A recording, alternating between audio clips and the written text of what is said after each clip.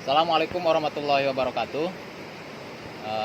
Mohon maaf kepada semua rekan-rekan, bahwasannya biasanya membuat konten kegiatan-kegiatan di Ormas Briges.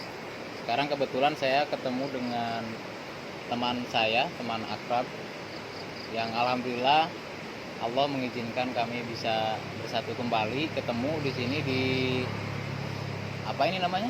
Di bantaran sungai ini Ciulan. Ciulan. Ciulan. Ya, kita ngobrol-ngobrol lah, sharing di situasi pandemi kayak gini bersama Kang Gunawan sebagai aktivis, salah satu aktivis lembur.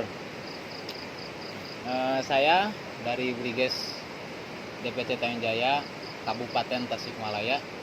Selebihnya yuk kita ngobrol-ngobrol santai sambil ngeregot kopi, tongpoho, menikmati sisa hidup. Apa mau kenalan dulu? Boleh. Sok atau silakan Kang Gunawan, perkenalan dulu. Perkenalan singkat lah ya. Ya, singkat. Ya, perkenalkan, nama saya Gunawan. Bisa dikatakan seperti tadi, walaupun agak berat gitu kan, ketika diperkenalkan sebagai aktivis lemur. Sebetulnya itu sangat-sangat berat, tetapi ya karena memang saya hari ini itu beraktivitas di lembur, di kampung, di pedesaan, saya menerima dengan senang hati julukan aktivis lembur tadi. Mau apa lagi perkenalannya? Mulai dari mana Kang Igun? Terus sekolah sampai mana?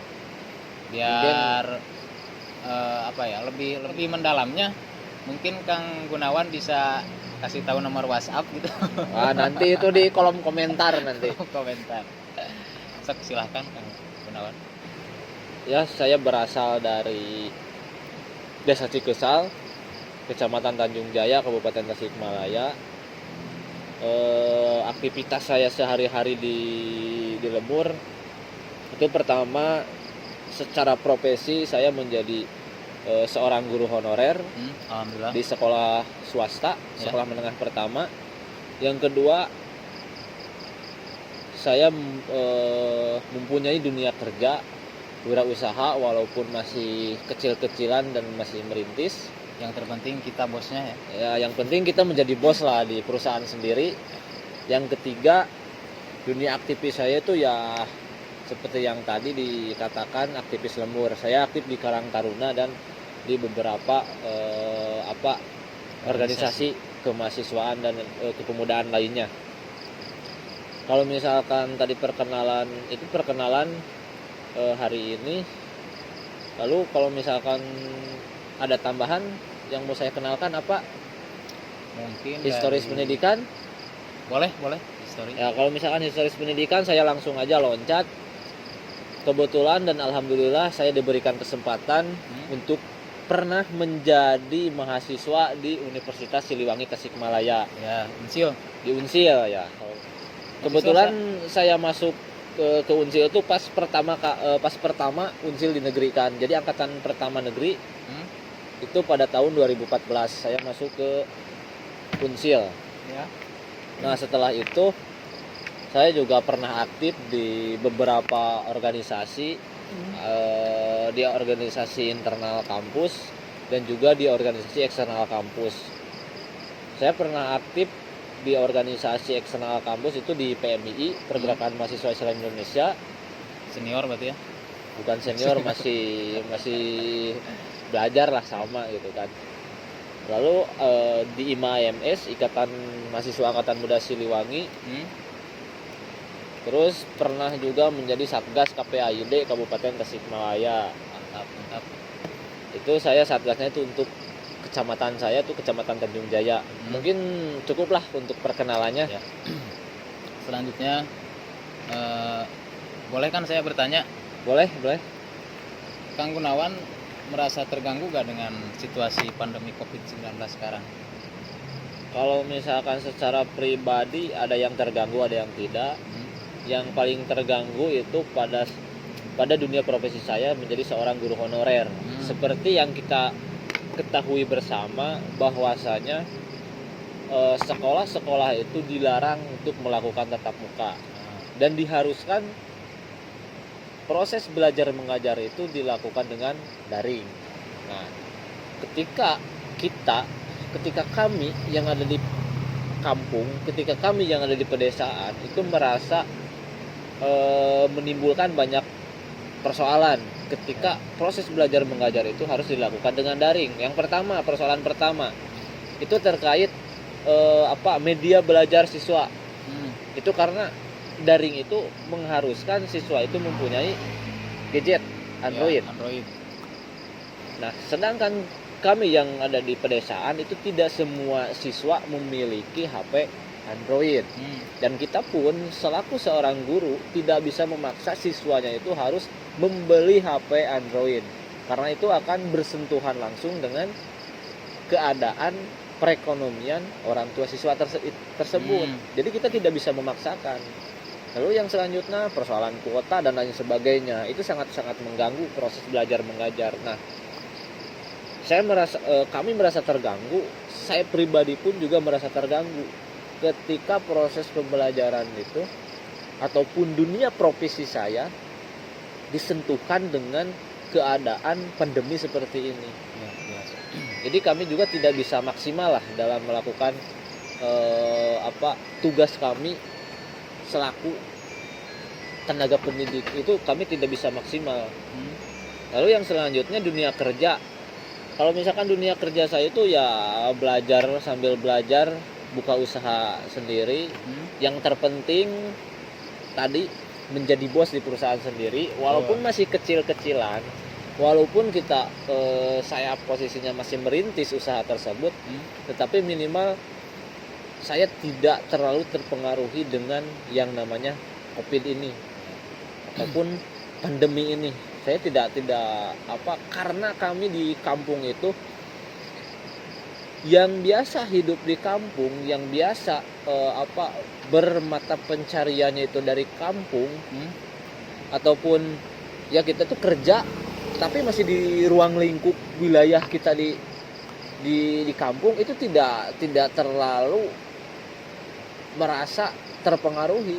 Karena apa? Karena kita bisa menghasilkan mata pencarian kita dari wilayah ataupun dari lembur kita sendiri gitu kan. Beda lagi sama teman-teman yang mata pencariannya itu ada di kota, itu berbeda cerita lah.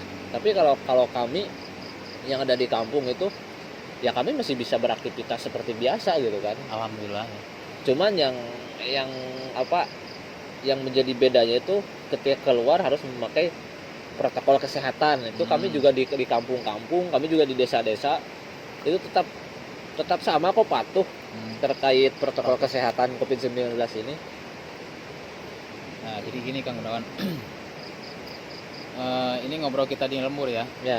Terus kebanyakan sekarang, terutama di teman-teman saya, banyak yang pada pulang, yang biasanya dulu merantau cari nafkah di kota-kota lain gitu ya, sekarang pulang karena memang situasi lagi kayak gini, ada yang di PHK terus segala macam.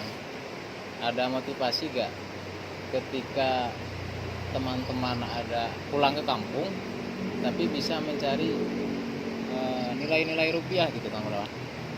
Yaitu bisa dilakukan dengan cara kita memahami potensi kita sendiri. Nah, artinya ketika kita yang biasanya mencari nafkah atau bermata pencarian itu di kota, itu kita bisa mengembangkan skill-skill kita, bisa mengembangkan keahlian-keahlian kita itu di lembur. Contoh, ketika yang di kotanya itu bekerja di konveksi, itu kenapa tidak mencoba di lembur dengan seperti yang tadi menjadi bos di perusahaan sendiri, yaitu dengan artinya dengan membuka perusahaan konveksi sendiri. Tidak harus langsung menjadi perusahaan besar, tetapi ketika kita mempunyai keahlian di bidang konveksi ataupun menjahit, Itu kenapa salahnya? Apa yang salah ketika kita harus membuka di lembur gitu kan? Itu beda lagi ketika ada yang punya keahlian di bidang lain. Apa salahnya kita membuka mata pencarian kita itu di lembur? Karena potensi itu sebetulnya di lembur itu banyak. Yang penting ada kemauan. Ya, Terkadang gini Kang Gunawan, banyak teman-teman saya yang masih menanyakan gitu ya, terkait potensi yang ada di diri saya itu belum ketemu gitu. itu Jadi minimal gini ya Kang Gunawan, setelah ada kemauan, mungkin untuk menemukan potensi mah nanti setelah berjalan ya. sambil berjalan. Iya, pertama ada materi tentang analisis SWOT. Ada keuntungan, ada kelemahan, ada ancaman, dan ada kelebihan. Contoh, ketika kita punya kelebihan, kita bisa sentuhkan dengan skill kita, dengan keahlian kita. Seperti tadi, ketika yang mempunyai keahlian di bidang konveksi, nah itu sudah menjadi suatu kelebihan. Artinya kita sudah punya modal awal. Modal awal itu adalah keahlian kita. Lalu yang kedua ada yang namanya peluang. Contoh, ketika di lembur, ketika di wilayah kita belum ada yang membuka konveksi, itu akan menjadi suatu peluang. Apa salahnya ketika kita mencoba untuk memulai membuka konveksi di lembur kita sendiri? Lalu yang menjadi ancaman bisa terkait dengan permodalan dan lain sebagainya, peralatan dan lain sebagainya, ataupun yang menjadi kelemahan kita ketika kita masih belum mampu melakukan pemasaran dan lain sebagainya. Itu bisa diperbaiki, kelemahan kita itu bisa diperbaiki dengan dengan terus mengasah skill-skill yang sudah kita miliki. Jadi begitulah teman-teman, bahwa memang kita bisa hidup, kita bisa mencari nilai-nilai rupiah yang Gunawan di lembur. Yang penting ada kemauan, bisa menggali potensi di lembur-lembur masing-masing. Insya Allah kalau memang kita ada kemauan dan yakin, bisa meraup pundi-pundi uang, bisa menghidupi diri sendiri, keluarga, gitu kan Gunawan ya? Ya, kita bisa memaksimalkan potensi yang ada di lembur kita. Kita bisa memaksimalkan skill-skill yang sudah kita miliki sebelumnya, atau bahkan kita bisa menambah skill-skill yang baru untuk bisa kita kuasai. Karena untuk mencari rezeki itu tidak selalu harus ke kota. Kalau misalkan kita selalu terpaku bahwa rezeki itu hanya bisa dihasilkan di kota, itu merupakan suatu pemikiran yang keliru bagi saya. Saya juga di lembur membuka usaha itu dengan proses yang cukup alot juga. Tidak begitu saya pulang ke lembur, saya mau langsung membuka usaha tersebut, tetapi saya melakukan analisa tersendiri. Seperti tadi ada analisis SWOT.